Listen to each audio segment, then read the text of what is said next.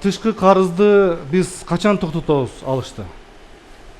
Качан биз түз инвестицияга шарт түзүп беребиз? Түз инвестицияга. Азыр бүгүнкү күндө элибиз эмне үчүн нааразы болуп атат? Анткени биз алган акчаны анын үй бүлөсүнө, анын жашоо турмушуна таасири болбой атат. Ошондуктан алар нааразы болуп атышат. Түз инвестициялар келгиле.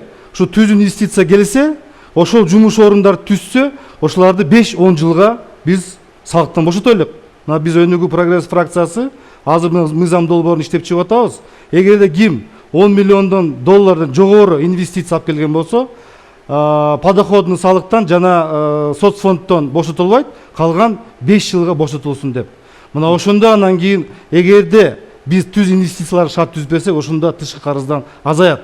Бул бир. Экинчиси, мына мына Чайна Роуд жол куруп атат. Ал транспорт министрлиги анын офиси эле болуп калды.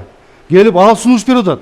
Келгиле кредит алгыла бизден. Келгенде бул жолду куруп берелик деп. Бирок ал жол таасири барбы?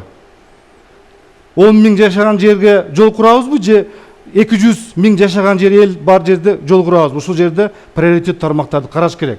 Анан айыл чарба багытында көбүрөөк көңүл буруш керек. Мына Өмүрбек Чирпигеш айтып кетти. Болгон 500 миллион эле алыптыр. Мына ошон үчүн бул жерде көбүрөөк айыл чарбага багытталса, ошондо анан кийин биздин элибиз, биздин жөнөкөй жараныбыз айылда жашап аткан таасири болот.